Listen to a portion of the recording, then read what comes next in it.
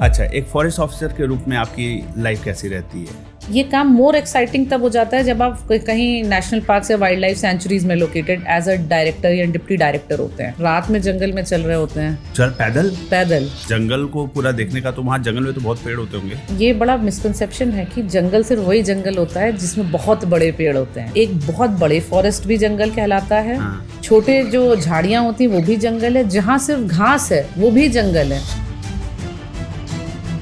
कोई situation risky हो सकता है एक आईएफएस ऑफिसर के लिए? हमारे लिए सबसे ट्रिकी सिचुएशन तब होती है जब ह्यूमन वाइल्ड लाइफ कॉन्फ्लिक्ट की सिचुएशन आ जाती है। तो होंगे बहुत बार ऐसा होता है कि लेपर्ड आ गया। Leopard is a very social species, उसको आने का मन करता है। अटैक भी करेंगे, फिर अटैक भी करेंगे जब भीड़ में रहेंगे। तो आईएफएस फॉरेस्ट सर्विस में आने के लिए क्या एक अलग से एग्जाम होता है, या जो मेन यूपीएससी का एग्जाम होता है उसी का पार्ट होता है? एक पर्टिकुलर बैकग्राउंड ये आपका होना चाहिए, इंजीनियरिंग या साइंस बैकग्राउंड, वही बच्चे एग्जाम दे सकते हैं। यूपीएससी का प्रीलिम्स जो होता है वो सारे सर्विसेज के लिए कॉमन होता है, फिर मेंस सेपरेट होता है फॉरेस्ट सर्विस का। तो ये तो टफर हुआ ना एग्जाम? तो relatively it is tougher. Generally लोगों को कितने अटेम्प्ट्स तक पेशेंस दिखाना चाहिए?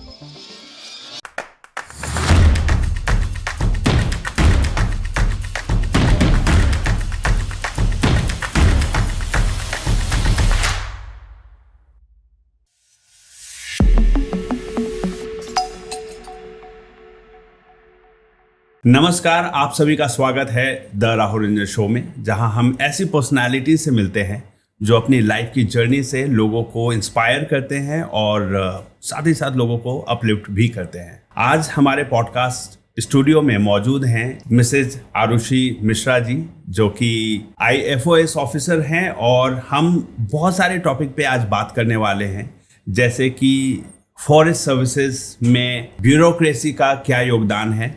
दूसरा, यूथ जो यूपीएससी क्रैक करना चाहते हैं, जो उसमें स्ट्रगल कर रहे हैं। मैडम ने यूपीएससी क्रैक किया है, तो ये अपने सजेशंस देंगे कि आप कैसे इसमें आगे बढ़ सकते हैं। तो सीधी बात शुरू करते हैं। मैम, बहुत बहुत स्वागत है द राहुल रंजन शो में। Thank you so much. Ma'am, सबसे पहले तो हमारे व्यूअर्स को ये बताइए कि आपका बैकग्राउंड क्या रहा है और कैसे आपकी जर्नी रही आईएफओएस सर्विस ऑफिसर के रूप में बनने का? I come from Raebareli in Uttar Pradesh, and उसके बाद मैंने, क्योंकि नॉर्मल स्कूलिंग वहीं से करी है, then I started preparing for IIT, and फिर मैंने आईटी रुड़की से ग्रेजुएशन किया है। ड्यूरिंग द ग्रेजुएशन मेरे मन में ये ख्याल आ गया था कि मुझे पहले से भी थोड़ा था, फिर ड्यूरिंग ग्रेजुएशन भी ऐसा था कि सिविल सर्विसेज की तरफ देखते हैं, गवर्नमेंट सर्विसेज की तरफ ट्राई करते हैं।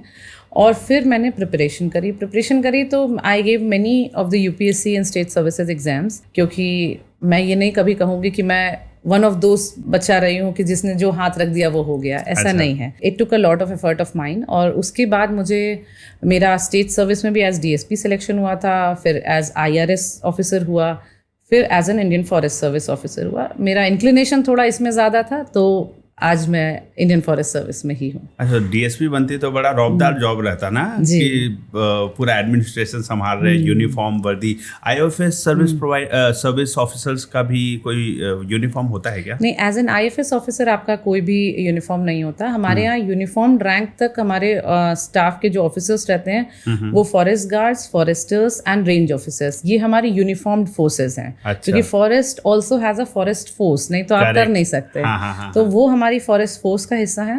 लेकिन हम लोग एग्जीक्यूटिव पार्ट में आ जाते हैं, तो हमारे पास यूनिफॉर्म नहीं है। Okay, alright. तो मैम, ये फॉरेस्ट सर्विसेज ही क्यों चुना आपने? मैंने जब एग्ज़ाम देना स्टार्ट किया तो सर्टेनली मैंने बहुत सारे गवर्नमेंट एग्जाम्स दिए थे। मेरी इच्छा थी कि मैं किसी भी ऐसे डोमेन में जा सकूं जहां पे मैं सब्सटैंशियली इतना काम भी कर सकूं और मेरा पब्लिक इंटरफेस भी हो। तो जब मेरे पास ऑप्शंस आए, जब मैं सेलेक्ट हुई, तो मेरे पास जो ऑप्शंस आए थे उनमें से forest service was one service that had my inclination. बचपन से मुझे गार्डनिंग का बहुत शौक था। अच्छा। और मुझे नेशनल पार्क्स और wildlife sanctuaries by my parents में बहुत जगह घूमी थी। मुझे ये नहीं पता था कि डेस्टिनी मुझे उसी दिशा में ले जा रहे थे।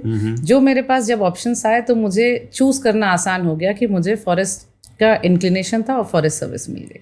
तो फॉरेस्ट सर्विस का रोल क्या होता है एग्जैक्टली? क्या फॉरेस्ट को प्रोटेक्ट करने के लिए, क्लाइमेट को ध्यान में रखते हुए जो भी रिस्पॉन्सिबिलिटीज़ है गवर्नमेंट की, उनको आगे उनके पॉलिसीज़ को हैंडल करना है, या सैंक्चुअरीज हैं या जो भी चीजें हैं, वाइल्ड लाइफ, उनको भी प्रोटेक्ट करना है, सारी जिम्मेवारी आपके अंदर आती ये है? सारी चीज़ें आती हैं, जैसे ministry of environment, forest and climate change Okay. के अंडर जितनी भी चीज़ें आती हैं वो हमारे फॉरेस्ट सर्विस का डोमेन होते हैं। आप उसमें जैसे आप पेड़ों की बात करें तो पेड़ों का प्रोटेक्शन है ना, उनको लगाना या उनको अगर कटना है तो उसका एक प्रॉपर, अगर पेड़ कटना भी है तो वो प्रॉपर प्रोसीजर फॉलो कर रहे हैं कि नहीं, वो आता है। आप वाइल्ड लाइफ सोचें तो वाइल्ड लाइफ का प्रोटेक्शन, बहुत सारी ऐसी वाइल्ड लाइफ होती हैं जिनका जो बहुत एक्सटिंक्ट होती हैं तो उनका प्रिजर्वेशन, उनको एक सेपरेट एरिया में ले जाके उनके नंबर्स बढ़ाना और उनको वाइल्ड में रिलीज़ करना। आप parks, national parks, wild life sanctuaries, ऐसी एरिया जहाँ पे हम घूमने यूजुअली जाते हैं, तो वो एक्चुअली वो टूरिस्ट के लिए एक पर्टिकुलर डोमेन ओपन है, लेकिन उसमें एक्चुअल में तो प्रिजर्वेशन, कंजर्वेशन करना है, तो वो काम होता है। फिर हमारा काम पोल्यूशन रिलेटेड होता है। जितने भी पोल्यूशन के आप पोल्यूशन बोर्ड्स देखते हैं उसमें फॉरेस्ट सर्विस ऑफिसर्स होते हैं। वो इसलिए क्योंकि जितने भी फॉर्म्स ऑफ पोल्यूशन हो रहे हैं, चाहे लाइट पोल्यूशन, चाहे वाटर पोल्यूशन, एयर पोल्यूशन, उसमें कैसे हमें पॉलिसी मेकिंग करनी चाहिए, कैसे हमें डिस्ट्रिक्ट में सारे लोगों को साथ लाना होगा, क्योंकि बहुत सारी कमिटीज़ होती हैं, साथ कैसे लाएं so that small interventions can be done, जिससे थोड़ा सा ही सही लेकिन चेंज आए। इंटरनेशनली भी जो देखा जाए, जो आप देखते हैं इतने सारे कन्वेंशंस होते हैं UNFCCC के, हमारी गवर्नमेंट जिन सारे में पार्टिसिपेंट होती है, तो उन सब में भी हम लोग को policy making, think tank discussions, ये वाला काम होता है यूजुअली। या गवर्नमेंट जो कहे उसको मौके पे इम्प्लीमेंट करना। Okay. तो आजकल की देखा जाए तो फॉरेस्ट सर्विस के जो ब्रॉडली मैं देखती हूँ कि 3 डोमेन हैं। एक कंजर्वेशन एंड एनफोर्समेंट होता है, दूसरा सस्टेनेबल डेवलपमेंट की तरफ होता है, क्योंकि development is the need of the hour. तो कैसे सस्टेनेबली हम उसको कर पाएँ, हमारा जिम्मेदारी ये है कि हम डिस्ट्रिक्ट ऑफिशियल्स या स्टेट ऑफिशियल्स में ये डिस्कशन ला पाएँ कि ये करना तो है लेकिन कैसे करना है। एंड थर्डली जो हमारे इंटरनेशनल ऑब्लिगेशंस हैं हम उनको फुलफिल कैसे करें। तो आपने ये IAFS चूज किया, इससे क्या ये IAS क्यों नहीं, मतलब वो रैंक की वजह से, या आपका इंक्लिनेशन ही इस डायरेक्शन में था? नहीं, ऐसा ये नहीं था कि मैंने चूज़ किया, मैंने एग्ज़ाम दिए थे। मेरा इंक्लिनेशन था कि IAS, IPS, IFS, IRS and all the government jobs, जैसे फॉरेन सर्विस का पर से मेरा बहुत इंक्लिनेशन नहीं था, लेकिन otherwise any of the government job में मेरा था इंक्लिनेशन। मैंने एग्जाम दिया, I got selected into the UPSC forest service examination, तो hence I continue with that. Okay, तो कितने अटेम्प्ट्स दिए आपने UPSC के? मैंने UPSC के पूरे 6 अटेम्प्ट दिए हैं। 6? हाँ, बहुत लंबा समय प्रिपरेशन का रहा और पूरे 6 अटेम्प्ट दिए।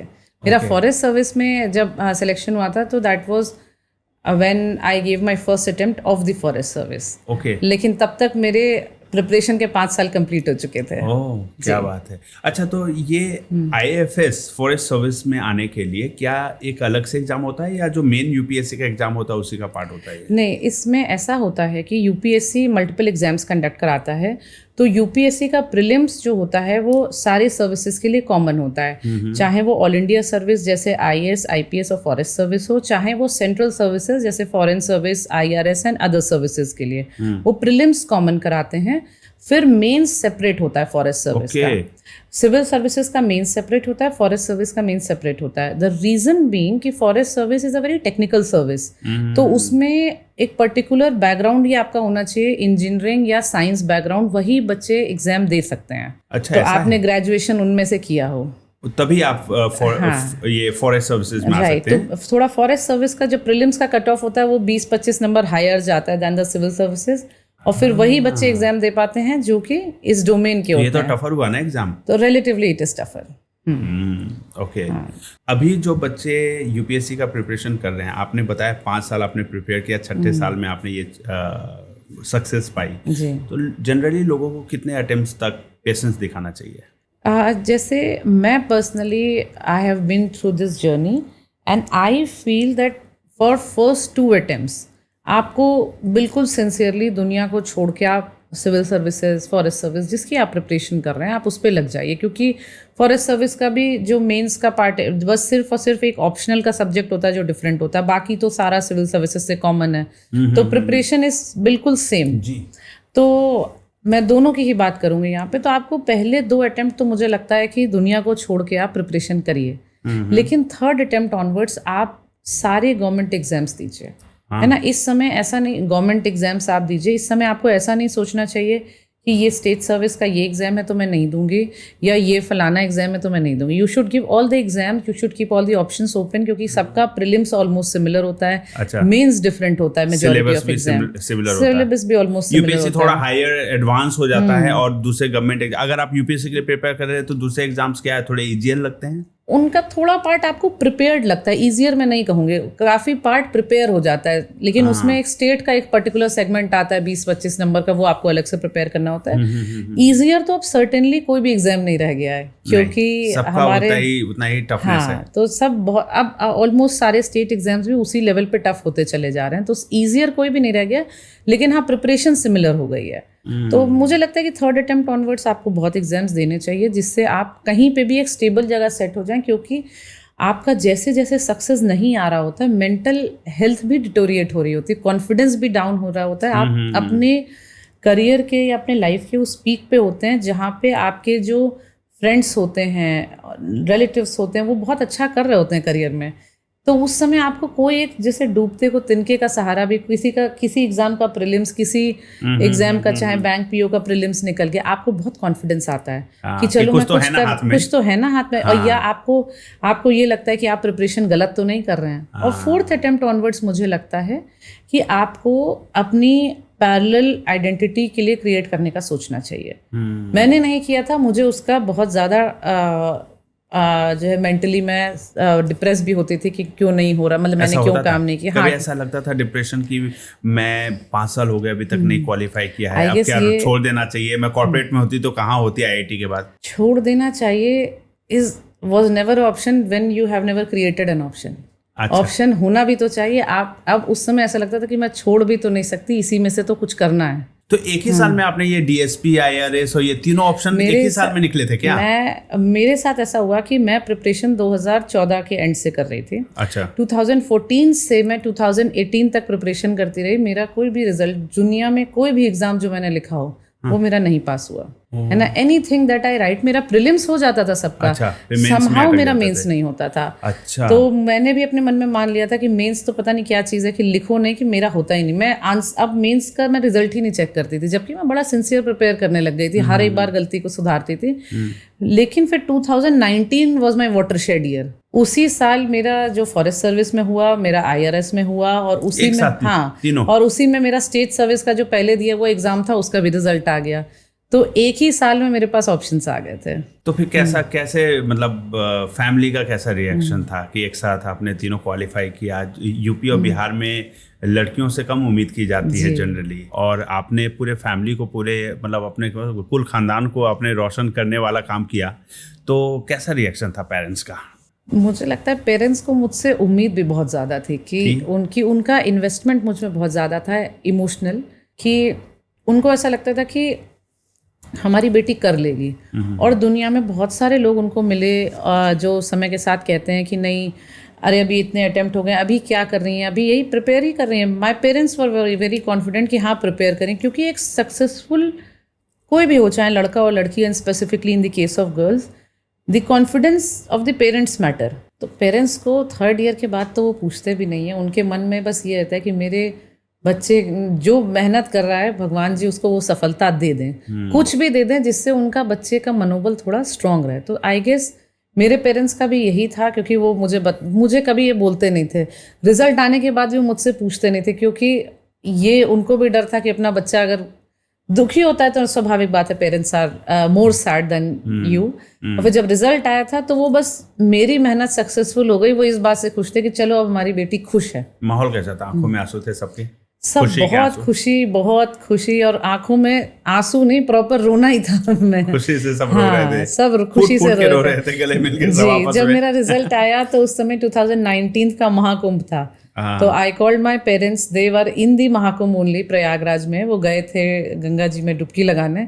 जब मैंने रिजल्ट लगाया तो उन्होंने कहा बस अब फोन रख दो, अब हम अच्छे से हम डुबकी लगाएंगे। तो जिसको कहते हैं कि मैंने गंगा नहा ली, वो उन्होंने फील किया। उसके बाद फिर फोन करके वो एक पेरेंट्स का वही जो इमोशनल, वो भी इमोशनल, मैं भी इमोशनल। अच्छा। कि जो आपका भरोसा था वो मैंने नहीं तोड़ा, और जो उनका था कि जो मेरे बच्चे ने मेहनत करी उसको रिजल्ट मिला। तो मैं ये जानना चाहता हूँ कि ये जो कैडर का बंटवारा होता है वो किस प्रकार से होता है? क्या आप जिस राज्य से उस राज्य में आपको पोस्टिंग नहीं मिलती? नहीं, जो कैडर होता है, cadre is basically the state जहाँ पे आप काम करेंगे।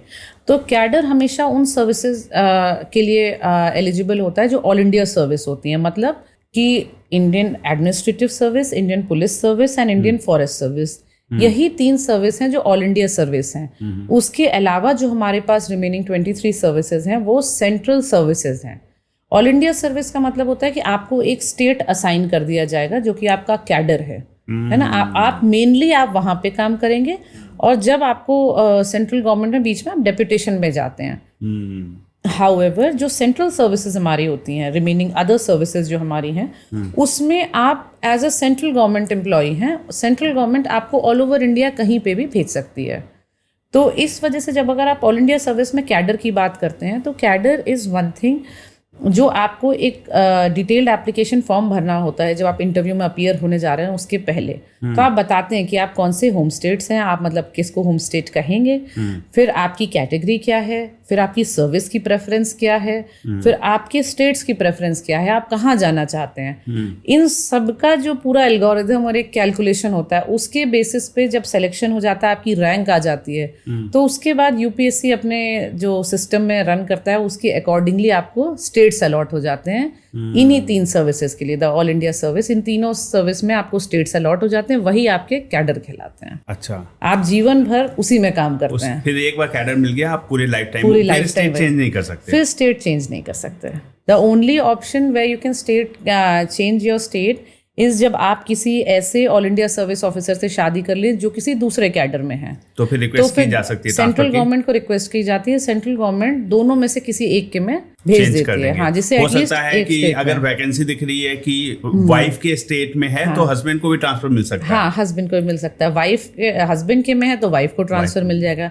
कभी कभी ऐसी इमरजेंसीज देखी गई हैं कि जिनमें फैमिली में कोई भी नहीं है और बहुत ही पेरेंट्स की भी कोई इमरजेंसी हो जाती है, तो उस केस में भी बहुत एक्सेप्शनल, वेरी रेयर, बट ऐसा कोर्ट के डायरेक्शंस में तब भी कैडर चेंज हो जाता है। अच्छा, ओके, ऑलराइट।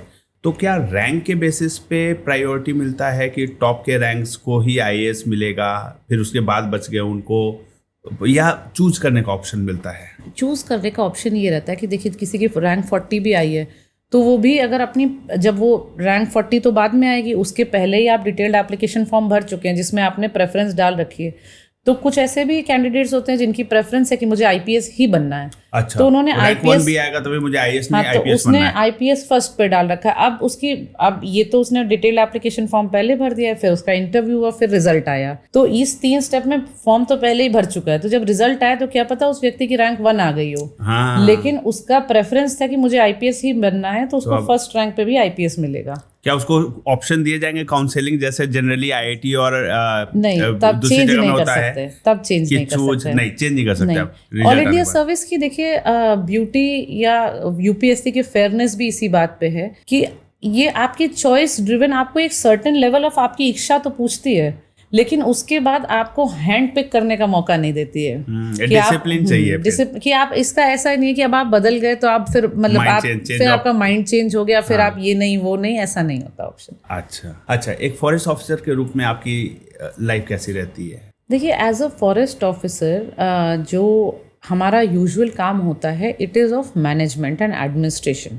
आप किसी भी जगह पे हैं, हर डिस्ट्रिक्ट में एक फॉरेस्ट ऑफिसर रहता है, हर wildlife sanctuary national park में एक फॉरेस्ट ऑफिसर रहता है, मतलब यूजुअली एक तो रहते ही हैं, ज़रूरत होती है तो 2 भी पोस्ट होती हैं। इनका काम बेसिकली मैनेजमेंट है। वो वाइल्ड लाइफ मैनेजमेंट हो सकता है, प्लांटेशन मैनेजमेंट हो सकता है, पॉल्यूशन की जितनी भी एक्टिविटीज़ चल रही होती हैं, जितनी इंडस्ट्रीज़ चल रही हैं, उनके पॉल्यूशन लेवल्स को जो है कैसे कंट्रोल करना, रेगुलेशन इंप्लीमेंट हो रहे हैं, कि उनका मैनेजमेंट मेन काम होता है।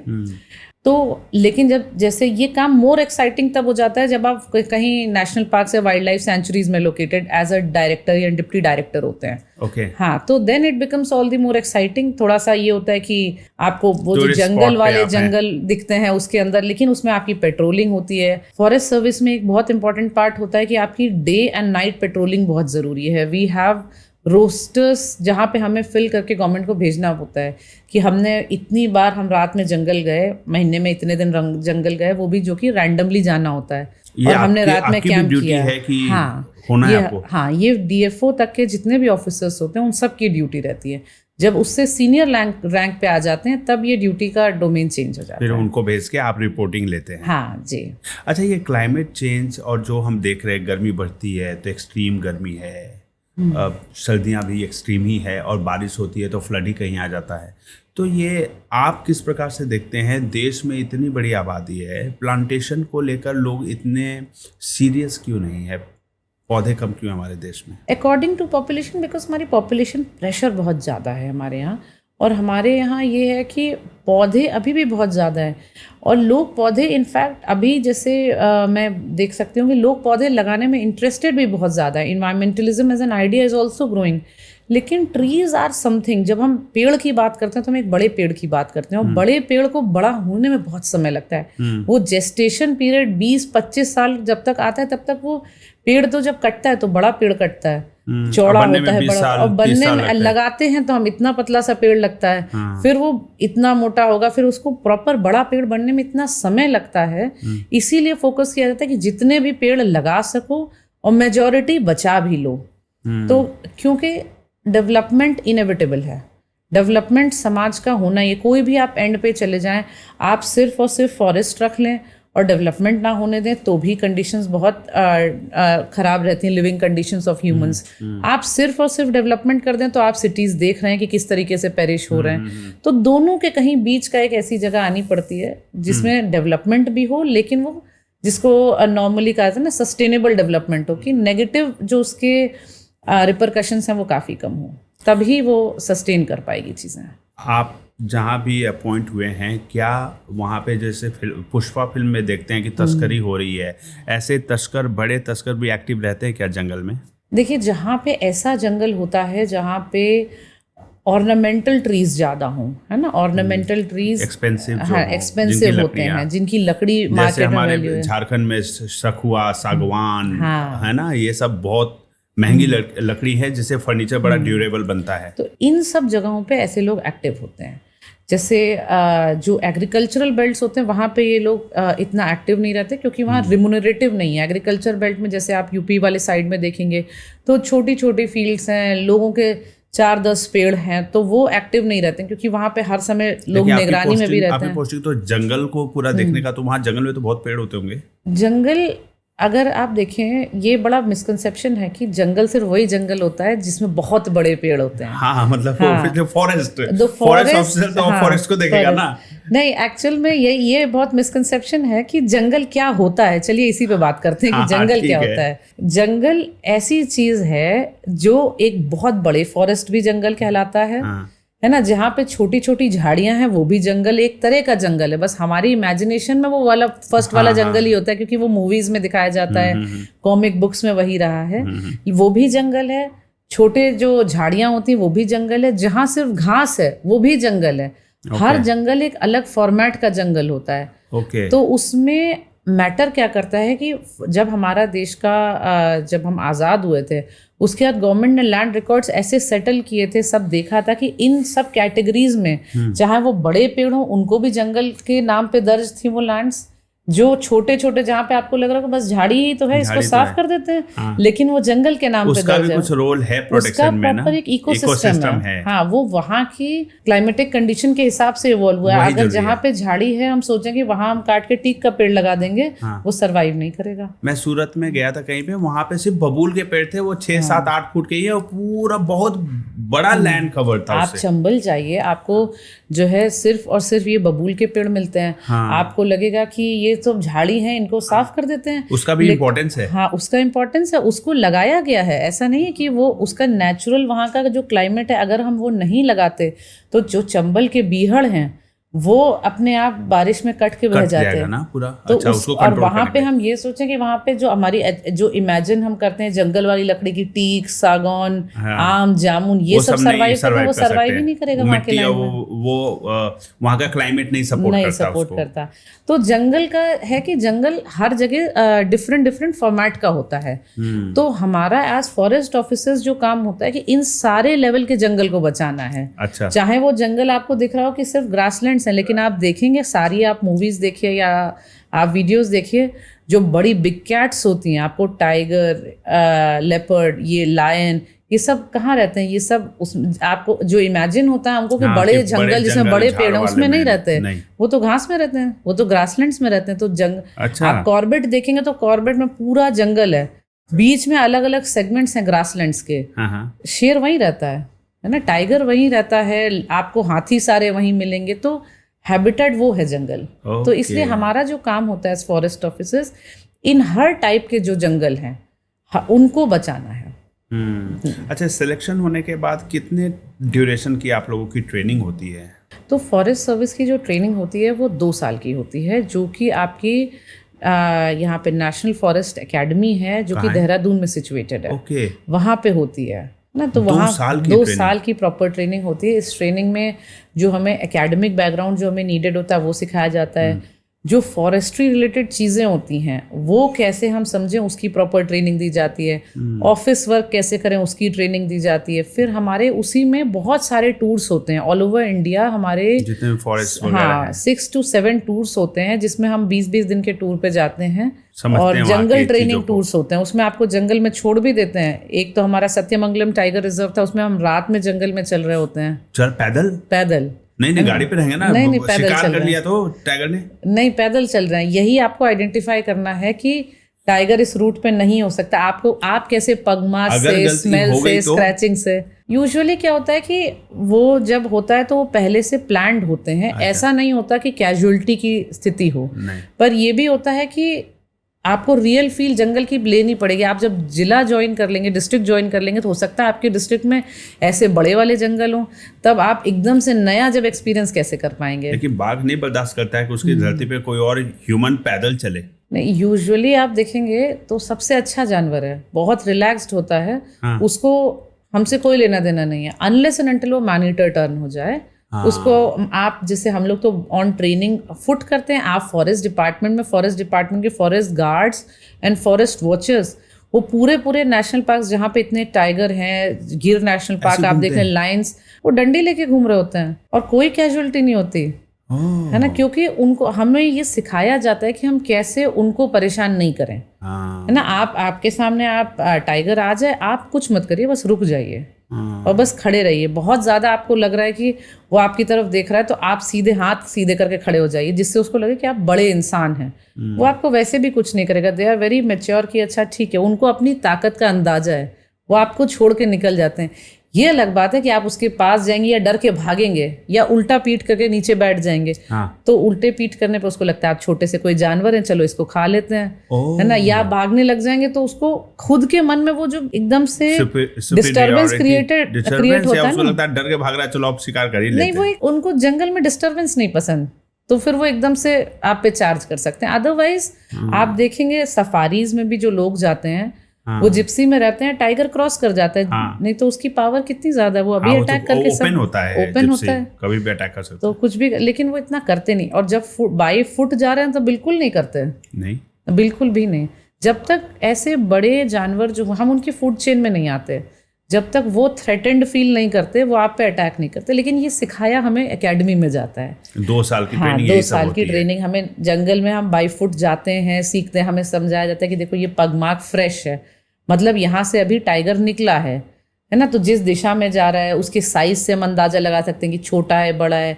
कि ऐसा तो नहीं कि एक फीमेल के साथ उसके बहुत सारे छोटे बच्चे जा रहे हैं, क्योंकि तब उस डोमेन में जाना डिफिकल्ट है। आप मत जाइए, क्योंकि वो प्रोटेक्टिव रहते हैं। तो उस समय यूजुअली हमले हो सकते हैं। अदरवाइज वेरी शांत। आईएएस की भी ट्रेनिंग ऐसी 2 साल की होती है? आईएएस की भी ट्रेनिंग 2 साल की होती है। सिंस उनका डोमेन ऑफ जॉब डिफरेंट है, तो उनकी विलेज विजिट्स होती हैं, उनकी और डिफरेंट टाइप की ट्रेनिंग होती है, अलग प्रकार की ट्रेनिंग होती है। मतलब ट्रेनिंग शुरू तो सैलरी शुरू, फिर वो पोस्टिंग होता है, फिर वो अलग प्रकार से। अच्छा, आपकी लाइफ अगर ट्रांसफर्स कितने 3 साल में या 5 साल, कितने टाइम पे ट्रांसफर होता है? यूजुअली ट्रांसफर्स 2 से 3 साल में हो जाते हैं। कोई भी डिपार्टमेंट में 2 से 3 साल में ही ट्रांसफ़र की पॉलिसी होती है। कभी कभी ऐसा भी हो सकता है कि किसी भी कारण से वो जल्दी ट्रांसफ़र हो जाए या डिले भी हो, लेकिन 2 से 3 साल में यूजुअली ट्रांसफर। पर्सनल लाइफ कितनी अफेक्टेड होती है अगर रेगुलर 3 साल में ट्रांसफ़र होता है? तो मुझे लगता है कि एक हैबिट पड़ जाती है कि सामान लेके जाना तो है ही। जब 2 साल आपके ऑलमोस्ट एक जगह पे टेन्योर पे पूरे हो रहे होते हैं, तो आप अब मेंटली प्रिपेयर होने लग जाते हैं। अच्छा। कि जो जाना है ही, अब सामान धीरे धीरे जगह से भी तो अटैचमेंट हो जाता होगा ना। जगह से, लोगों से, मतलब मैं तो, मेरी 3 पोस्टिंग्स हो चुकी हैं और मैं उन तीनों पोस्टिंग में मुझे लगता है कि एक दिल का एक हिस्सा वहाँ छूट जाता है। जब भी आप उस जगह से वापस गुजरते हो, आप उन लोगों से तुरंत फ़ोन करते हो, उनसे मिलते हो और वो भी आपसे मिलते हैं। आपको बड़ा, क्योंकि जगह और आपने जो चीज़ें मान लीजिए बनवाई थी या जो चीज़ें बचाई थी, बहुत सिंपल हो सकता है। आपने एक पेड़ भी लगाया था तो उसको देखने का मन करता है कि बड़ा हो गया ना, तो वो लोगों से भी बहुत प्यार हो जाता है, तो वो आपके दिल का टुकड़ा छूट जाता है। बाकी ट्रांसफ़र तो नेचुरल है, होता ही रहेगा। अभी जो इन्वायरमेंटल पॉलिसीज चल रही हैं, तो क्या आप उससे संतुष्ट हैं या लगता है कि कुछ अपग्रेडेशन की आवश्यकता है, इम्प्रूवमेंट की आवश्यकता है, और आप सजेस्ट भी करती हैं आगे पॉलिसी मेकर्स? देखिए, पॉलिसी जो चल रही है वो बहुत पॉजिटिव डायरेक्शन में चल रही है, including the ground realities, the national priorities and the international commitments. जो हम कर सकते हैं, जो मुझे लगता है पर्सनली, वो ये कर सकते हैं कि कुछ जगह की जो हमारी हर एक स्टेट में, हर एक डिस्ट्रिक्ट में कभी कहीं कहीं, या बहुत सारे एनजीओज, बहुत सारे ऑफिसर्स, बहुत सारे सिविल सोसाइटी ऑर्गेनाइजेशंस कुछ अच्छा कर रहे हैं, जिनको और पॉपुलराइज किया जाए। तो एक सैम्पल बुकलेट हो सकती है जिसको हम एम्यूलेट कर पाएँ। हमें किसी ने कर दिया है तो उसको करना आसान है, उसको स्केल अप करना आसान है। तो ये मुझे लगता है एक चीज़ जो है इनपुट ज़रूरी है, जो कि हम लोग ने सजेस्ट भी किया है।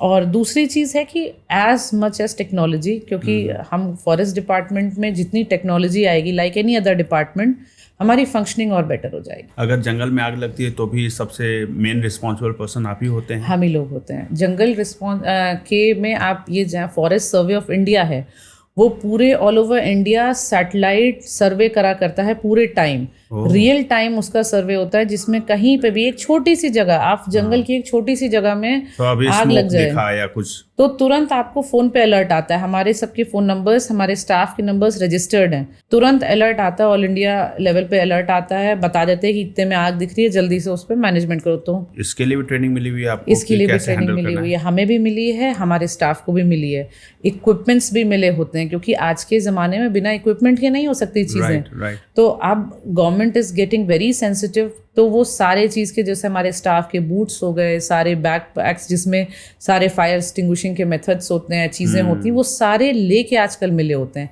कि नेचुरल, मतलब जो ट्रेडिशनल प्लस नए मेथड से आप इसको करें। एंड रियल टाइम मॉनिटरिंग इस चीज़ की भी हो रही होती है। जैसे ही आप यहाँ से भेजते हैं, क्योंकि हमारे हर के ऑफिस में फॉरेस्ट फायर का एक कंट्रोल रूम बना होता है, तो जैसे, क्योंकि जंगल कोई भी है, जैसे मैंने आपको बताया, जंगल तो झाड़ी भी है, जंगल प्रॉपर बड़ा जंगल भी है, वहां पे जल्दी जल्दी आग नहीं लगेगी, झाड़ी वाले जंगल में लग जाएगी। जंगल घास भी है, उसमें भी आग लग जाएगी। तो इन सबको, बहुत छोटी छोटी जगह आपको लगेगा नहीं कि जंगल है, लेकिन इसमें भी आग लग जाएगी, तो जिम्मेदारी आपकी है बचाना, नहीं तो तुरंत फील्ड्स में पहुंच जाएगी। तो क्योंकि जंगल तो सूखा होता है, ड्राई एरियाज बहुत ज़्यादा लिटर होता है उसमें। कितना थ्रेट रहता है एक जंगल में आग लगने को लेकर? क्योंकि कोई अगर आदमी बीड़ी भी जला के एक तिल्ली गिरा देता है, क्योंकि गर्मी के दिनों में तो सूखाईपन है, सूखी पत्तियां हैं और हवा चल रही है, तो तुरंत वो बहुत बड़े आग में तब्दील हो सकती है। तो आप कैसे, आप, ये तो बहुत थ्रेट है ना? ये बहुत बड़ा थ्रेट है, specifically in the times of March and से लेके आपका जून तक ये इतना बड़ा थ्रेट रहता है कि जो ड्रायर एरियाज हैं, जैसे फॉर एग्जांपल हमारे एग्रीकल्चरल एरियाज है, जहाँ पे ऐसे टाइप के जंगल हैं जो ग्रासलैंड्स हैं या छोटे ट्री वाले हैं, तो वो बहुत ज़्यादा ड्राई हो जाते हैं, वहाँ पे हमेशा इसके थ्रेट बहुत ज़्यादा हैं। लेकिन जैसे ठंड वाला टाइम आता है, तो ऐसी जगहों पे, जैसे जो पहाड़ वाली जगह है, जहाँ पे हमारे ये पाइन्स वाले पौधे होते हैं ना, उनमें क्या होता है, उनके जो पाइन नीडल, जो ऐसे ऐसे पौधे आपको दिखते हैं सारे, जिनका हम बचपन में ड्राइंग भी बनाते हैं, उनकी जो नीडल्स होती हैं, पत्तियाँ, उसमें क्या होता है, रेजिन होता है, रेजिन से आग जल्दी पकड़ती है। तो ठंड के टाइम जब वो अपनी पत्तियां गिराते हैं, तो आग का भी जो है जलने के लिए पूरा कंटेंट रहता है। तो ठंड में आग हमेशा आप देखेंगे सर्दी वाली जगह पे लगती है, जहाँ पे पहाड़ों में, और गर्मियों में सारी आग आपको, जैसे ऐसे जंगल हैं जो आपको लगेंगे भी नहीं कि ये जंगल है ना, वहाँ पे लगती है। ऑलराइट। तो अभी being from an IIT background, तो अभी आप क्या देखती हैं, AI, ड्रोन्स और सैटेलाइट कितना कंट्रीब्यूशन हो रहा है अभी फॉरेस्ट को की निगरानी या उसके प्रोटेक्शन को लेकर? देखिए, एक सैटेलाइट बेस्ड सर्वे हमारे लगातार चल रहे होते हैं by the government agencies like FSI मैंने आपको बताया ही। उसके बाद हमारे सारे real time intelligence network AI driven हो गए हैं, जैसे wild life crime control bureau, उनके सारे जो ट्रैकिंग है और मॉनिटरिंग है उसमें भी AI का इनपुट बहुत ज़्यादा यूज़ हो रहा है। ग्राउंड लेवल पे हम लोग उस तरीके से, जैसे अब बहुत बेसिक ही कहें तो बहुत बेसिक है कि अगर आपने पौधा लगाया है, एक पर्टिकुलर जगह लगाया है, मैंने और आपने बात कर ली कि हमें पता है कि कहाँ लगाए, लेकिन अगर थर्ड पर्सन को देखना है कहाँ लगाए, तो आजकल ये GPS टैग्ड होती हैं लोकेशंस जहाँ पे लगे हैं, तो you can easily access on the website and see. तो ये भी एक बहुत छोटा इंटरवेंशन है कि एक ऐप बना के आपने GPS टैगिंग वाली काम किया है, हमारे सारे स्टाफ को ट्रेन किया, लेकिन वो स्टाफ ट्रेंड हो गया है। ये भी एक छोटा इनपुट है जो हो रहा होता है। इंटरनली आपके टीम के लिए है या कॉमन मैन के लिए भी है? नहीं, ये ऐप हमारे टीम के लिए है, हमारे टीम ये ऐप पे काम करती है, लेकिन इसका इंफॉर्मेशन आपको यूपी फॉरेस्ट गवर्नमेंट की वेबसाइट पे मिल जाता है। ओके। और आपको जैसे हमारे ड्रोन्स का पूरा सर्वे, आजकल हमारे जितनी भी साइट्स होती हैं फुल ड्रोन सर्वे होता है। ऐसे जो national parks, wild life sanctuaries होते हैं या ऐसी एरियाज जहाँ पे आपको लगता है कि बैड एलिमेंट्स ज्यादा हैं, है ना, तो वहाँ पे आप हमेशा, आपका रात का इंफ्रारेड ड्रोन का भी हमारे यहाँ यूसेज बहुत ज़्यादा है।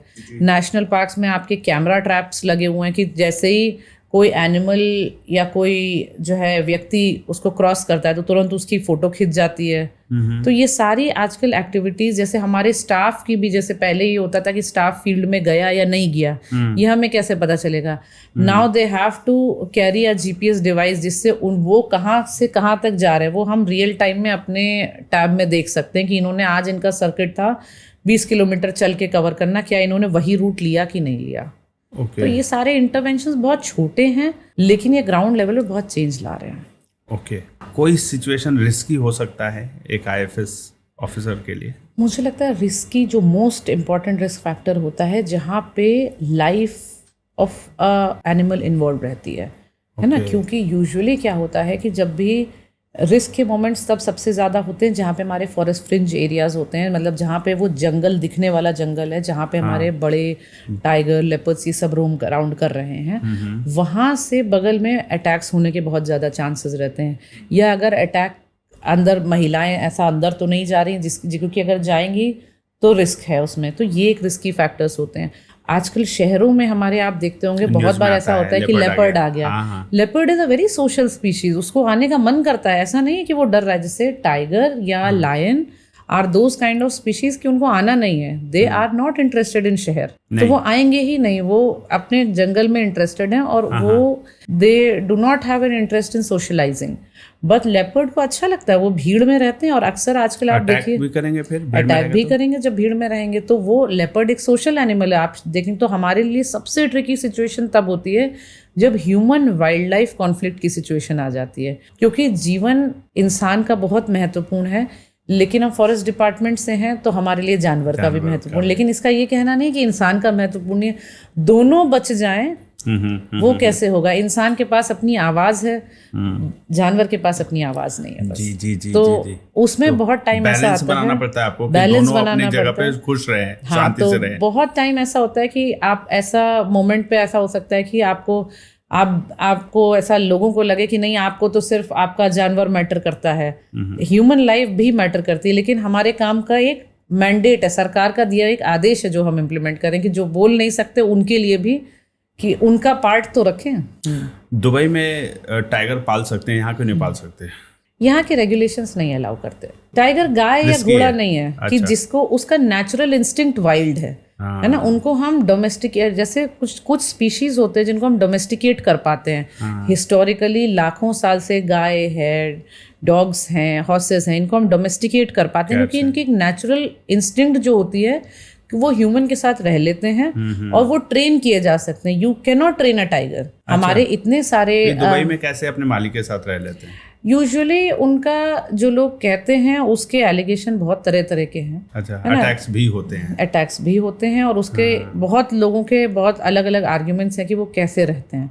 हमारा देश बहुत ज़्यादा प्रीडोमिनेंटली इस चीज़ पे फोकस करता है कि हम उनके नेचुरल लाइफ के साथ कोई छेड़छाड़ नहीं करेंगे, तो इस वजह से हमारे यहाँ ये अलाउड भी नहीं है। हमारे यहाँ तो एक ऐसे जो वाइल्ड एनिमल्स, इनकी पूरी लिस्ट है वाइल्ड लाइफ प्रोटेक्शन एक्ट में, उनको पकड़ के अपने पास रखना भी जो है हंटिंग करार दिया जाता है। हमारे यहाँ हंटिंग में आता है। हंटिंग में आता है। कछुआ भी नहीं पाल सकते ना? कछुआ भी नहीं पाल सकते। उसमें क्या है, उसमें क्या है, कछुआ के पीछे क्या लॉजिक है? देखिए, कछुए की मल्टीपल नहीं, कछुए की मल्टीपल स्पीशीज होती हैं, है ना। बहुत सारी स्पीशीज ऐसी हैं जो कि मेंशन्ड है वाइल्ड लाइफ प्रोटेक्शन एक्ट में। लेकिन हमारे वेदों में कहा गया कछुआ बड़ा लक्ष्मी का प्रतीक है, प्रॉस्पेरिटी का है, पालो। तो वेद के अगेंस्ट हम क्यों जा रहे हैं? नहीं, हम वेद के अगेंस्ट कहाँ जा रहे हैं? वो प्रतीक है, लेकिन उसको पालने की जरूरत नहीं, उसको नेचुरल स्टेट में आप रखिए। ऐसे हमारे जो है दुर्गा माता की सवारी भी शेर है, लेकिन उसको पालिए मत, उसको भी अपने नेचुरल क्योंकि हमें कोई पकड़ के जंगल में रह बड़ा तालाब बना दिया जैसे मछली पालते हैं, वैसे अगर हमने उसमें कछुआ डाल दिया तो नेचुरली पल रहा है तो पलते रह दीजिए। अलग से लाके हम कछुआ डालें बाल्टी में तो वो फार्मिंग नहीं हो सकती, क्योंकि उसकी ये ऐसी चीजें हैं जिनकी डिमांड्स इन ईस्टर्न कंट्रीज बहुत ज्यादा है ना। किस तरीके से यूज होता है? डिमांड क्यों है? They have their ancient medicine system in the eastern countries. तो जो है अब उन कंट्रीज में डिमांड ज़्यादा है, हमारे पास इतने रिसोर्सेज नहीं है कि हम इसको प्रोटेक्ट कर सकें। तो ये ऐसे में कुछ ना कुछ बैड एलिमेंट्स आ जाएंगे रोकने के लिए करा तो इसीलिए अवॉइड किया जाता है कि ये सब हमारे लॉज अलाउ ही नहीं करते। अच्छा, एक बार मैं IAS प्रिपरेशन जो बच्चे कर रहे हैं उनसे संबंधित एक सवाल पूछना चाहता हूँ। 2025 का जो स्टैट कहता है कि करीब 9 लाख समथिंग स्टूडेंट्स ने फॉर्म अप्लाई किया, भरा IAS UPSC के एग्ज़ाम के लिए, नॉट IAS UPSC के एग्ज़ाम के लिए। उसमें करीब 5,70,000 के करीब बच्चों ने प्रीलिम में अपीयर हुए। उसमें मेंस के लिए क्वालिफाई हुए करीब 14,000। उसके बाद करीब 3,2700 के करीब आते हैं इंटरव्यू के लेवल तक, और टोटल सीट 1,000 के करीब ही है। तो 10 लाख बच्चों ने फॉर्म भरा है, लगभग 9.5 लाख। उन बच्चों को क्योंकि 1,000 सीट ही फिल हो पाई है, तो बाकी के 9,80,000 बच्चों को, 9,90,000 में से उनको आप क्या मैसेज देना चाहते हैं, कैसे गाइड करना चाहते हैं? क्योंकि वो 5 अटेम्प्ट करे चाहे 10 अटेम्प्ट करे, 5,000 ही सीटें भरी जाएंगी ना, फिर बाकी के बच्चे कहाँ जाएंगे? देखिए, इसीलिए मैंने जो बोला था ना कि जो है हमेशा आपको मल्टीपल एग्जाम्स के लिए ट्राई करना चाहिए, क्योंकि जैसे जैसे हमारी पॉपुलेशन बढ़ रही है तो कंपटीशन हमारा हर फील्ड में इंक्रीज हो रहा है। ये सिर्फ UPSC या गवर्नमेंट एग्जाम्स के लिए नहीं है, आप प्राइवेट कॉर्पोरेट्स में देखिए कितना ज़्यादा कट थ्रोट कंपटीशन है। तो ऐसा है कि कंपटीशन हर डोमेन में है। जिन लोगों को बाहर जाना है, फॉरेन जाके पढ़ाई करनी है, उसमें भी नंबर ऑफ बच्चे who are competing to get through is huge, है ना। तो लेकिन नंबर ऑफ सीट्स तो लिमिटेड ही हैं। तो इस वजह से मुझे लगता है कि हर व्यक्ति को अपने 2 अटेम्प्ट के बाद ऑप्शंस, अगर किसी को गवर्नमेंट में करना है तो गवर्नमेंट में ऑप्शंस तलाशिए, आप 3rd अटेम्प्ट में सब में करिए, और 4th अटेम्प्ट तक आप अपना एक पैरेलल रास्ता भी चुनिए, क्योंकि वो आपकी जो एज होती है 22-23 से लेके 30 के आसपास, वो आपकी एक प्राइम एज होती है जहाँ पे आप करियर में कुछ करते हैं। उसके बाद भी नेचुरल में लोग बहुत कुछ करते हैं, लेकिन वो फिर बहुत मोटिवेटेड लोगों की बात हो रही है। हम यहाँ पे अगर एवरेज लोग की बात करें तो मुझे लगता है इनको पैरेलली कुछ कर लेना चाहिए, क्योंकि इस समय आपके अंदर की जो शक्ति है, जो नॉलेज है, जो आपके कनेक्शंस हैं और जो आपका कॉन्फिडेंस है, वो पीक कर रहा होता है। आपके आइडियाज़ भी पीक कर रहे होते हैं। आप उसमें एक ढर्रे में नहीं आना चाहते, आप बहुत अच्छा कर सकते हैं। तो मेरा जो मानना है कि आप सर्टेनली आप पर्टिकुलर किसी डोमेन में, चाहे प्राइवेट चाहे गवर्नमेंट के लिए एफर्ट कर रहे हों, लेकिन अपने ऑप्शंस अगर 2-3 साल में आपका नहीं होता है तो तलाशिए ज़रूर। आपके नॉलेज में तो कई ऐसे आपके फ्रेंड्स रहे होंगे जिन्होंने 6, 7, 8 अटेम्प्ट भी किए होंगे और उनका किसी स्टेट एग्जाम में भी नहीं क्वालिफाई कर पाए होंगे। UPSC तो अलग बात है, वो तो नहीं हुआ होगा। तो वो लोग किस डायरेक्शन में जाते हैं? अभी रिसेंटली मेरी एक बात हो रही थी, जो है हमारे एक फ्रेंड हैं जिन्होंने पूरा प्रॉपर अटेम्प्ट दिए थे। He started with us only, और जो है उन्होंने प्रिपेयर भी किया। अनफॉर्चुनेटली भी कहें या फॉर्चुनेटली भी कहें, है ना, उनका नहीं हुआ, है ना। तो अनफॉर्चुनेटली उनके उतने समय जो उन्होंने मेहनत करी उससे उनको जितना पेन हुआ नहीं हुआ वो भी हुआ। And fortunately he has built a very good business, है ना। Now he owns a very good medical equipment business. क्या बात है ना। और उनको देख के आप उनकी फैक्ट्रीज, जैसे ही sent me the photos and everything, I felt so proud, है ना। बट इन्होंने वो डिसीजन लिया जो डिसीजन लेना चाहिए था, है ना, कि जब ठीक है हम एक पर्टिकुलर रास्ता जाना चाह रहे हैं, वो पर्टिकुलर रास्ता हो सकता है हमारे लिए उससे बेहतर रास्ता हो। वो पर्टिकुलर रास्ता तो हम इसलिए ले रहे हैं क्योंकि सब वही ले रहे हैं, लेकिन उनके लिए शायद बेहतर रास्ता ये चुना गया था।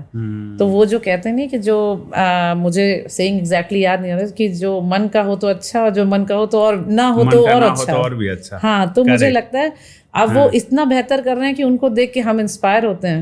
मतलब वर्ल्ड क्लास लेवल फैक्ट्री उनकी बना रहे हैं। जो ना हो तो और भी अच्छा है, कुछ ना कुछ अच्छा होगा, आप लगे रहो, लगे रहना चाहिए इसमें। मैं पर्सनली मेहनत पे बहुत बिलीव करती हूँ। अगर छठे अटेम्प्ट में तो चलिए बड़ा बढ़िया है कि आपके पास 3 ऑप्शंस थे प्लेटर पे कि ये चूज करो, ये करो, ये करो। इन केस अभी तो आप नहीं सोच सकते हो क्योंकि आपके पास है ऑप्शन एंड मेंटली आपको पता है कि ऐसा कैसे हो सकता है कि मैं ये क्रैक करूं। इन केस इन तीनों में से कोई ऑप्शन नहीं होता तो मिस आरुषि मिश्रा जी क्या कर रही होती? मैं एक टीचर होती है ना। मैंने जब मेरा 3rd अटेम्प्ट तक नहीं हुआ था तो मैंने दिल्ली की कोचिंग में फ्रीलांसिंग में पढ़ाना भी स्टार्ट कर दिया था, इसी सब्जेक्ट पे जिस पे प्रिपरेशन चल रहा है, जिस पे यूपीएससी की ही प्रिपरेशन। हाँ, यूपीएससी में, क्योंकि मेरा डोमेन आईटी से था। तो साइंस एंड टेक्नोलॉजी के लिए मैंने पढ़ाना भी स्टार्ट कर दिया था, क्योंकि उससे एक अपना प्रिपरेशन तो होती थी और कॉन्फिडेंस भी आता था। मैंने जो बच्चे मेंस के लिए इंटरव्यू के लिए जो प्रिपेयर करते थे, मैंने उनकी मेंटरशिप भी स्टार्ट कर दी थी। सर्टेनली किसी कोचिंग में बैठ के, कि उससे मुझे रिम्यूनरेशन ये हो जाता था कि चलो मेरा जो मुझे टेस्ट सीरीज देनी है उसमें मुझे पैसे नहीं लगेंगे, क्योंकि it was not financial, it was की give and take relationship. Okay. हाँ, क्योंकि मेरे 2 स्ट्रॉन्ग पॉइंट्स थे। तो आप चार्ज नहीं करते थे पढ़ाने के? नहीं, मैं चार्ज इसलिए नहीं करती थी क्योंकि मैं उसी कोचिंग का तो टेस्ट पेपर करना चाहती थी। तो वो चार्ज उस हिसाब से हो जाता था कि आप पढ़ा देंगे, बार्टर डील था। हाँ, तो मेरा ये हो जाएगा। तो मैं अगर मतलब उस समय मैं यही सोचती थी फुल फ्लेजेडली अगर मेरा नहीं होता है तो I will become a teacher. आज आप हर साल 100-200 IAS बनने में लोगों की मदद कर रही होती।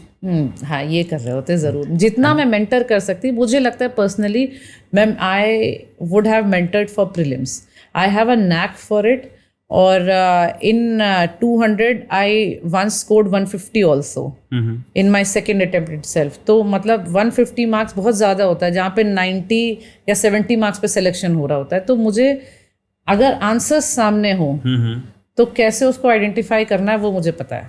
IAS के मेंस एग्जाम में हैंडराइटिंग का कितना महत्व होता है आपके अकॉर्डिंग? हैंडराइटिंग इतनी हो कि आदमी को पढ़ने में आ जाए। बाकी अगर ये एक बहुत बड़ा मिसकंसेप्शन होता है कि हम बड़ा सुंदर सजीला और ड्राइंग वाला लिखेंगे तो वो नंबर आ जाएंगे, ऐसा बिल्कुल भी नहीं होता। मेरी राइटिंग बहुत अच्छी है, I can vouch for it. ऐसा नहीं होता, मेरा भी नहीं हुआ था। तो अच्छी हैंडराइटिंग डज नॉट मैटर, अच्छा कंटेंट मैटर, लेकिन एक बेसिक हैंडराइटिंग हो जाए। ऐसे कुछ लोग ऐसा लिखते हैं जो पढ़ने में नहीं आ रहे, तो फिर उसका कोई मतलब नहीं है। एक बेसिक लिख दो बस, बाकी इतना महत्व नहीं होता। IAS बनने के लिए, UPSC क्रैक करने के लिए इतना महत्व राइटिंग। आप इतने सारे ऑफिसर्स को देखिए, not everyone has a good handwriting, specially doctors. अब डॉक्टर्स तो खैर इनफेमस हैं इस चीज़ के लिए, लेकिन मैंने तो जितने डॉक्टर्स देखे हैं वो बड़ी अच्छी हैंडराइटिंग वाले हैं। खाली प्रिस्क्रिप्शन पे खराब लिखते हैं। हो सकता है पर्पसली। हाँ, हो भी सकता है, लेकिन मेरा तो एक्सपीरियंस जो डॉक्टर्स जो UPSC प्रिपेयर कर रहे थे उनकी बड़ी अच्छी हैंडराइटिंग। हम लोग ये मजाक भी उड़ाते थे कि आप लोग का तो बड़ा गंदा होता है, लोग कहते हैं। तो उनका कि ये वही वाली बात है कि एक्सेप्शंस हर जगह होता है। हर जगह होता है। करेक्ट। ऑलराइट, ये जो लास्ट अटेम्प्ट था वही अटेम्प्ट, पहला अटेम्प्ट था जिसमें आपने इंटरव्यू भी क्वालिफाई किया था, या इससे पहले इंटरव्यू पे भी जाके आप रिजेक्ट हुए थे? जैसे मैं बताती हूँ, मैं 4th अटेम्प्ट तक तो मैंने सिविल्स का ही एग्जाम दिया था, मैंने फॉरेस्ट का एग्जाम नहीं दिया था। I was not knowing about the forest service. हाँ, तो मैंने कभी पहले निकाल लिया होता। हाँ, तब मैंने, क्योंकि मैंने इसका जब फर्स्ट अटेम्प्ट में एग्जाम दिया था, मैंने इसके लिए मेरा इसका GS पार्ट तो प्रिपेयर था ऑलरेडी, क्योंकि मैंने सिविल्स की प्रिपरेशन करी थी, वो सारा सेम था। इसका जो मेंस प्रिपेयर करना था उसके लिए मुझे 2.5 महीने का वक्त मिला था, जिसमें मैंने थोड़ा सा पहले पढ़ा था, और उस समय मैंने मतलब 18 से 20 घंटे डेली पढ़ के उसको कवर किया था। और मैंने एग्जाम जब दिया तो उसके बाद फिर उसमें सिलेक्शन हो गया। तो फिर 4th अटेम्प्ट के बाद आपके इंटरव्यूज आने लगे थे? इंटरव्यू मेरा जो 4th अटेम्प्ट था उसमें मैंने दिए थे। ओके। उसके बाद लास्ट के 2 अटेम्प्ट में नहीं हुआ। इंटरव्यू कितना टफ होता है? इंटरव्यू देखिए, सिविल्स और फॉरेस्ट दोनों के इंटरव्यू में एक बेसिक जो डिफरेंस होता है बस एक यही होता है कि फॉरेस्ट में एक व्यक्ति और बैठता है जो कि इन्वायरमेंटलिस्ट होता है, तो थोड़े से इन्वायरमेंट के डोमेन के क्वेश्चन उसके फिक्स होते हैं कि वो 4-5 पूछेंगे, जिसमें आपकी इंक्लिनेशन या आपकी राय जानना चाहते हैं। फॉरेस्ट के इंटरव्यू और सिविल्स के इंटरव्यू में इसके अलावा कोई फ़र्क नहीं होता, वही पैनल होता है, सेम पैनल जो फॉरेस्ट में जो लोग बैठते हैं वही सेम पैनल यूपीएससी के सिविल्स में बैठते हैं। और इंटरव्यू टफ उस सेंस में होता है, मैंने बहुत लोगों को देखा है, लोगों को लगता है more information is more marks, है ना। Information is already tested when you have given prelims and mains. It is how you process the information, how rational you are, आप कितने समझदार हैं। आपको जब डिफिकल्ट सिचुएशन या आपको थोड़ी सी, जो आज के जनरेशन में हम लोग कहते हैं रेज बेटिंग, है ना, कि अचानक से आपको थोड़ा सा आपका टेम्पर चेक करने की कोशिश करते हैं, आप उसमें क्या रिएक्ट करते हो। It is your emotional stability and your rationality that is being checked. Knowledge तो आपके अंदर है ही। तो इस सेंस में मुझे लगता है कि आईक्यू से ज़्यादा ईक्यू चेक करने के लिए होता है ना, इमोशनल क्वोशंट कैसा है कैंडिडेट का, कि क्योंकि सिचुएशन जब फील्ड में आती हैं यूजुअली, तो the situations are less of कि क्या करना है ना, क्या करना है वो तो जो है रूल बुक में लिखा है, कैसे करना है, हाँ, और कैसे सारे लोगों को साथ लेके करना है, कैसे जो अफेक्टेड पार्टीज हैं उनको साथ लेके करना है, ये आपके कला पे डिपेंड करता है, ये कौशल पे, आपके पीस ऑफ माइंड पे, आपकी एनालिटिकल एंड अदर एबिलिटीज़ की आप कैसे उनको कन्विंस करते हैं या सेम पेज पे लाते हैं, वो चेक किया जाता है। कि ऐसा तो नहीं कि बहुत जल्दी आप कांपने लग जाएं, समझ नहीं पाएं या कंफ्यूज हो जाएं, ये चेक किया जाता है। इंटरव्यू में जो कैंडिडेट्स अच्छी इंग्लिश बोलते हैं उनका कितना वेटेज रहता है? क्या ऐसे भी आईएएस बने हैं या आईपीएस या फॉरेस्ट सर्विसेज में या फॉरेन सर्विसेज में जहाँ पे इंग्लिश अच्छी ना बोल पाने के बाद भी सिलेक्ट होते हो? आप कितने सारे इसमें जो भी व्यूअर्स हैं, अगर उनको कभी भी किसी को कन्फ्यूजन हो तो मैं ये कहना चाहूँगी, आप सेलेक्ट करके गूगल पे डाल के देखिए, यूट्यूब पे डाल के देखिए, candidates who have Hindi background और even their vernacular language background, है ना। ऐसा नहीं है कि they are very good at English. हमारे देश के कुछ सर्टेन परसेंटेज ही लोग हैं जो कि बहुत इंग्लिश में अच्छे हैं, है ना, लेकिन मेजॉरिटी लोग अपनी भाषा में कंफर्टेबल होते हैं। तो इंटरव्यू में भी कहा जाता है कि मतलब आप, जैसे होता है कि कुछ लोग बहुत इजीली तुरंत इंग्लिश का जवाब इंग्लिश में देने लग जाते हैं, है ना, लेकिन कुछ लोग होते हैं कि जो थोड़ा अटक रहे हैं या उसको उतना क्लियरली नहीं बोल पा रहे, तो इंटरव्यूज हमेशा उस बात पे कहते हैं कि आप आंसर दीजिए, उस बात पे छोड़ दीजिए, लैंग्वेज को छोड़ दीजिए, क्योंकि लैंग्वेज मैटर नहीं करती। आपको बेसिक वर्किंग इंग्लिश पता है, that is more than enough, है ना, कि आपका काम चल जाए। लेकिन इंग्लिश ही आपका पर्सनैलिटी डिफाइन कर रही होती है, ये एक बहुत मिसकंसेप्शन है, ऐसा बिल्कुल भी नहीं है। तो बहुत अच्छा लगा आपसे बात करके ma'am. Before we end this podcast, एक दो छोटे सवाल हैं। एक तो कि आपकी फैमिली बैकग्राउंड में सभी आईएएस ऑफिसर हैं, आपके छोटे ब्रदर भी आपने बताया झारखंड में कार्यरत हैं जी, फिर हस्बैंड भी आईएएस ऑफिसर हैं, तो कैसा लगता है सोचकर कि फैमिली में जो आप लोग तो फर्स्ट जनरेशन आईएएस ऑफिसर्स हैं ना जी, तो कैसा लगता है? हमें इस बात का जेन्युइनली अच्छा लगता है कि हमने जो ट्राई किया, जो हमारे इसमें ये देखा जाए कि इंडिविजुअल लेवल पे जो हमारे माँ बाप का सपना था या जो हमने ट्राई किया वो हम वहाँ तक अचीव कर ले गए, इस बात की खुशी होती है। ये जब एकदम से सेलेक्ट हुए थे तब की भी खुशी है, और बाद में अब ये खुशी होती है कि हम लोग शाम को अक्सर जब तीनों बात करते हैं, जब भी आपस में 2 लोग 3 लोग बात कर रहे होते हैं, तो हमारे पास बहुत कुछ ऐसा बताने को होता है कि जो हमने ये किया वो बहुत छोटा ही चेंज हो सकता है। ज़रूरी नहीं है कि आईएएस ऑफिसर के या आईएफएस ऑफिसर ने कुछ किया उसका दायरा चेंज का बहुत बड़ा हो। हर समय वो बहुत बड़ा नहीं होता, सब सिविल सर्विसेज में तो वो बहुत छोटा ही चेंज होता है, लेकिन वो डिस्कस करके बड़ा अच्छा लगता है। और रोज शाम को यही होता है कि आज कोर्ट में ये हुआ, ऑफिस में ये हुआ, तो हमारा एज अ फैमिली जो हम इस लेवल पे पहुँचे तो बहुत कुछ एक दूसरे से सीखते भी हैं। बहुत बार एक दूसरे को फ़ोन भी करते हैं कि ये मैटर आ गया, इसको सॉल्व कैसे किया जाए, और एक फोकस बस ये रखते हैं कि सॉल्यूशन ओरिएंटेड माइंडसेट रहना चाहिए। कोई भी प्रॉब्लम है तो उसको सॉल्व कैसे करें, रादर देन ये कह देने कि ये तो नहीं हो सकता, होना कैसे है, कैसे सारी सही तरीके से होना है, बस वो डिस्कशन कर लेते हैं। और सब अलग अलग सीनियोरिटी पे हैं तो ये थोड़ी हेल्प हो जाती है। कोई ऐसा मोमेंट आता है जब लगता है कि ये रास्ता भी इतना आसान नहीं है जो चुना है? जब तक सिलेक्शन नहीं हो रहा था तब तक भी ये एहसास था कि ये रास्ता इतना आसान नहीं है, क्योंकि ये बहुत डिफ़िकल्टी से, मैं तो कभी ये नहीं कहूँगी कि बड़ी आसानी से मिला है ना, बहुत मेहनत लगी है। और ये रास्ता तब भी आसान नहीं लगता था।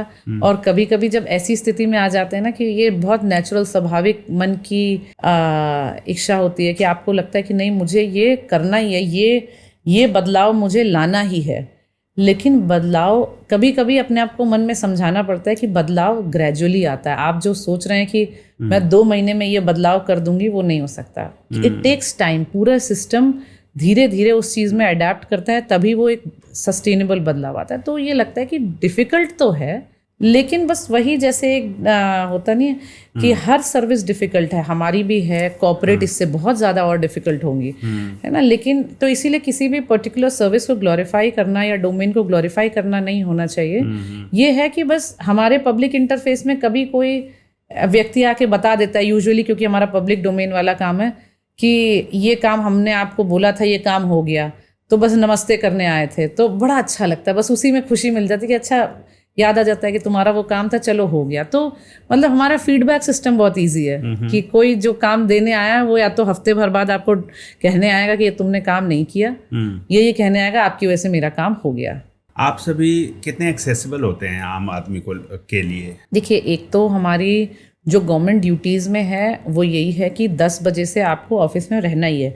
10 से हमारे यहाँ जनता दर्शन या जनता दरबार होता है ना, जिसमें पूरी जन शिकायतें जो होती हैं लोगों की एक्सेसिबिलिटी होती है कि लोग ऑफिस में आएँ, आपकी ड्यूटी है कि आप ऑफिस में बैठें।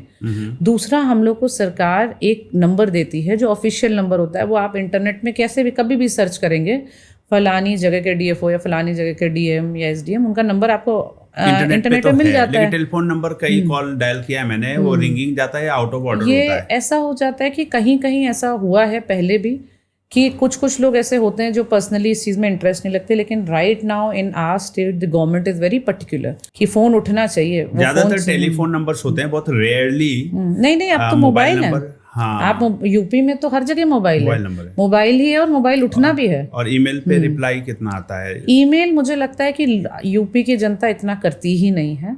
इट इज़ यूजुअली फ़ोन, और फ़ोन का रिप्लाई 100% जाना है, क्योंकि हमारे यहाँ तो IGRS जो गवर्नमेंट का रिड्रेसल सिस्टम है, उसका भी सिस्टम बहुत स्ट्रॉन्ग है। तो अगर आपने फ़ोन नहीं उठाया तो कल वो IGRS में कंप्लेन कर देगा, CM हेल्पलाइन के नंबर पे कंप्लेन कर देगा कि इन ऑफिसर को फ़ोन किया था, इन्होंने फ़ोन नहीं उठाया। लेकिन इतनी बड़ी जनता में किसका फ़ोन उठाए? नहीं, तो CM ऑफिस के पास एक बहुत बड़ा ऑर्गेनाइजेशनल सिस्टम है। अच्छा, तो वो तुरंत रीडायरेक्ट होकर आपके पास आता है कि कल इतने बजे इस व्यक्ति का फ़ोन आया था, आपने नहीं उठाया, क्यों नहीं उठाया। तो क्या आप जो एडमिनिस्ट्रेटिव ऑफिसर्स के नंबर से वो IVR से कनेक्टेड है क्या?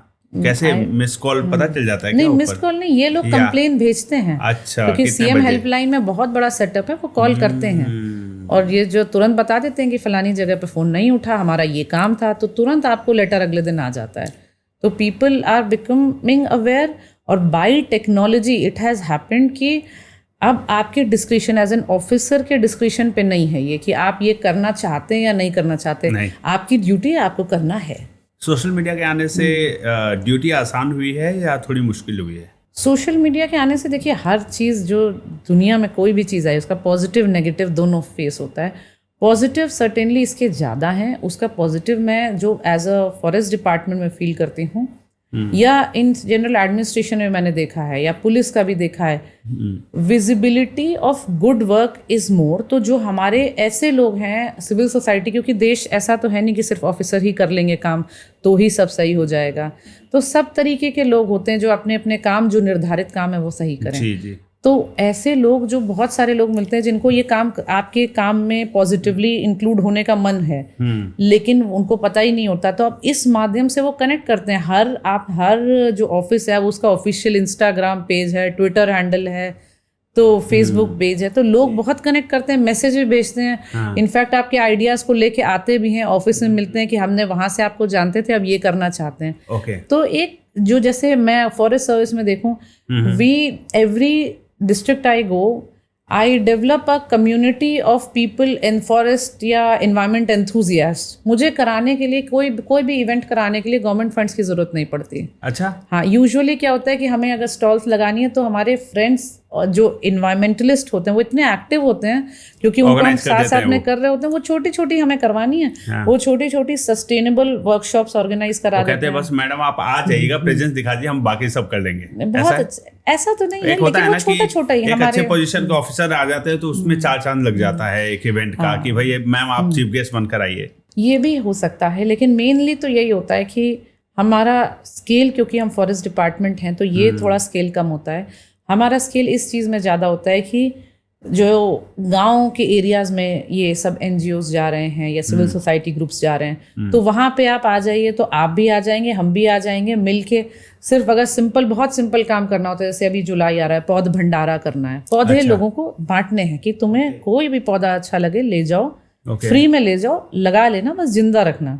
तो what as a department we do कि हम वहाँ पे एक स्टॉल लगा देते हैं, हम पौधे रखते हैं कि आप आइए और ले जाइए, अपना नाम और नंबर लिखवाते जाइए, ले जाइए। हाँ। लेकिन अब एनजीओ का काम क्या है, या जो सिविल सोसाइटी ऑर्गेनाइजेशन है जो हमारे सारे सोशल मीडिया से जुड़े हैं, उसमें कोई भी और किसी तरीके से नहीं जुड़ा, सब सोशल मीडिया से जुड़ जाते हैं। छोटे छोटे ही होते हैं बहुत ग्रुप्स, जो यंग कॉलेज के बच्चे हैं या अभी जस्ट सर्विस में है, या बहुत सारे ऐसे ओल्ड एज लोग जुड़ गए हैं जो पोस्ट 60s आफ्टर रिटायरमेंट, जो हमारे उस कैंप में आ जाते हैं, और वो जो भी लोग आते हैं तो उनको समझा देते हैं, बेसिक इन्फॉर्मेशन देते हैं। कोई लोग 10 पौधे ले जा रहे होते हैं कि हम सब लगाएंगे, वो समझा देते हैं कि 2 ही ले जाओ, जब आप नहीं लगा पाओगे लगा पाओगे तो 20 ले जाओ। लेकर जा रहे उधर बेच रहे। हाँ, तो इस तरह का एक बहुत सोशल मीडिया के थ्रू एक आपका जो मैन पावर की कमी हो सकती है वो फुलफिल हो जाती है, हम साथ में काम कर वॉलंटियर्स लेते मिल हैं, जाते हैं, वॉलंटियर्स अगर मिल आप जाते हैं। एक रिक्वायरमेंट रखते हैं ऑनलाइन तो। जी, तो अगले 10 सालों का क्या प्लान है, कहाँ देखती हैं आप अपने आप को?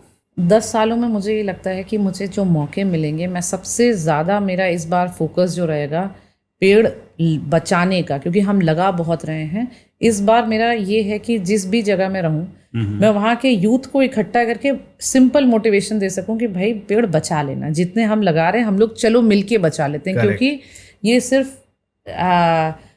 एक डिपार्टमेंट या एक व्यक्ति का काम नहीं है, ना नहीं हम है। कर ही हाँ, नहीं पाएंगे नहीं। जिस लेवल पे हमें ज़रूरत है। तो एक मुझे लगता है कि ये मैं इसको, जो हमारे ऑनरेबल सीएम सर ने कहा है कि इसको हमें महायज्ञ बनाना है या हमारा जन आंदोलन है, उसको मिलके एक्चुअल में वो ग्राउंड पे वैसा ही दिखे। एक मुझे लगता है कि मैं अगले 10 साल में इस चीज़ पे जेन्युइनली काम करना चाहती हूँ कि हम जो पेड़ लगाएं वो पेड़ बचें। और दूसरा मुझे लगता है कि जो मेरा थोड़ा सा इंटरेस्ट का डोमेन है, I want to develop ecotourism in a good way. जैसे हम देखते हैं कि जो non invasive, non disturbing way में एक अच्छा इको टूरिज्म की फैसिलिटीज़ हों, जहाँ पे इको टूरिज्म तो हो ही, हमारे लोग तो आए ही वहाँ, लेकिन वो अवेयरनेस का भी काम करे। सिर्फ ऐसा नहीं हो कि घूम के चले गए, टाइगर देख के चले गए। मुझे लगता है कि मैं फ्यूचर में यही 2 चीज़ पे ज़्यादा फोकस करना चाहती हूँ। बहुत बढ़िया। Before we end the podcast, what message do you have for the youth who are preparing for UPSC? By you I want to give this message कि there is no option to hard work, है ना। Smart work is certainly the basic necessity, कि आप सिर्फ hard work, पत्थर थोड़ी उठाओगे, लेकिन hard work का कोई ऑप्शन नहीं है। हार्ड वर्क जीवन में ये मत सोचिए कि हम छोटे से तरीके से निकल जाएंगे। कोई भी आपको जब शॉर्टकट बताए तो शॉर्टकट अपनी बुद्धि से समझें, और उस शॉर्टकट पे भी हार्ड वर्क करिए। हार्ड वर्क का कोई सोल्यूशन है ना। और सपने कौन कौन देख सकता है? सपने हर व्यक्ति देख सकता है। एक बार हिम्मत करो सपने देखने की, और पूरा भी रोज कर सकता हिम्मत है। ये बात करो, क्योंकि जब सपने देखना तो शायद सब भी आसान है, लेकिन उसके बाद हर दिन अपने आप से लड़ना, जब वो सपना नहीं पूरा होता, हर घंटे, हर मिनट, हर सेकंड अपने आप की आवाज़ से लड़ना कि मैं नहीं कर पा रही या मैं नहीं कर पा रहा, उससे अपने सपने की लड़ाई करवाना और अपने उस आइडिया को जिताना, ये आपकी जिम्मेदारी। और जब वो व्यक्ति हर दिन की, अपनी हर मिनट की, हर क्षण की लड़ाई जीत जाता है, तो मुझे लगता है वो जीत जाएगा। आप संतुष्ट हो गई हैं सपना पूरा होने के बाद? अभी सपना और देखेंगे। एक सपना पूरा होता है तो नए सपने आ जाते हैं, और अच्छा। देखेंगे। लेकिन जहाँ तक अभी तक जितने भी सोचा वहाँ तक पहुँच गए, तो इस बात के लिए ग्रेटफुलनेस है बस। बहुत बढ़िया मैम, बहुत अच्छा लगा आप हमारे पॉडकास्ट में आई, द राहुल रंजन शो में, और so अपने इतने वैल्यूएबल इंफॉर्मेशन, बहुत सारे मतलब डिफरेंट वेरियस टॉपिक्स पे हमने बात की, स्टार्टिंग फ्रॉम कि एक यूपीएससी की जर्नी कैसी रहती है, फिर आईएफएस के बारे में हमने इतने डिटेल में चर्चा की। हमें नहीं पता था कि फॉरेस्ट Right. सर्विसेज में कितना कंट्रीब्यूशन रहता है और ये डिपार्टमेंट कैसे वर्क करता है, और आई एम श्योर कि यूथ को भी बहुत अच्छा लगा हो। Thank you so much for coming to this show. Thank you so much for having me. Alright guys, तो आप अभी हमने बात की मैम आरुषि मिश्रा जी से, जिन्होंने आईएफएस सर्विसेज के बारे में बताया, यूपीएससी की जर्नी बताई। तो जितने भी यूथ इस पॉडकास्ट को देख रहे हैं, जो सपने देखते हैं आईएएस, आईपीएस, आईएफएस या फिर और सेंट्रल जॉब्स में, गवर्नमेंट जॉब्स के लिए, तो मैम ने बहुत अच्छी बात बताई है कि 1-2 अटेम्प्ट तक तो आप कर रहे हैं, बहुत अच्छा है, यूपीएससी के लिए करें, लेकिन उसके बाद बाकी के भी गवर्नमेंट एग्जाम्स के लिए प्रिपेयर जरूर करें, उनके लिए अटेम्प्ट जरूर करें, क्योंकि हो सकता है कि आप जो कंट्रीब्यूशन समाज को सुधारने में, बेहतर बनाने में करना चाहते हो, जरूरी नहीं है कि सिर्फ एक आईएएस, आईपीएस या आईएफएस ऑफिसर के तौर पे ही कर सकते हैं। और भी बहुत ऐसे डिपार्टमेंट्स हैं जिसमें आपका कंट्रीब्यूशन बहुत वैल्यूएबल हो सकता है, और आपके लिए भी सर्टेनिटी रहेगी कि करियर, क्योंकि सीट्स कम है यूपीएससी में, तो आप बाकी के सीट्स के लिए भी साथ ही साथ प्रिपेयर करें, ताकि कभी सिर्फ निराशा हाथ ना लगे, सक्सेसफुल भी हो। तो अगर आपको ये वीडियो अच्छी लगी तो अपने दोस्तों के साथ शेयर करें, फैमिली मेम्बर्स के साथ शेयर करें, स्पेशली उन लोगों के साथ तो जरूर शेयर करें जो यूपीएससी एस्पिरेंट्स हैं। और साथ ही साथ आपके जो भी सुझाव हो या क्वेश्चंस हो, आपके कमेंट का हमें इंतजार रहेगा। साथ ही साथ इस प्रकार की और वीडियोस देखने के लिए मेरे चैनल को सब्सक्राइब करना ना भूलें। मैं हूं राहुल रंजन सिंह और ये था द राहुल रंजन शो। जल्दी मिलते हैं हम अपने अगले एपिसोड में नए सब्जेक्ट मैटर एक्सपर्ट के साथ। Till then keep learning, keep growing, keep shining. जय हिंद, जय भारत।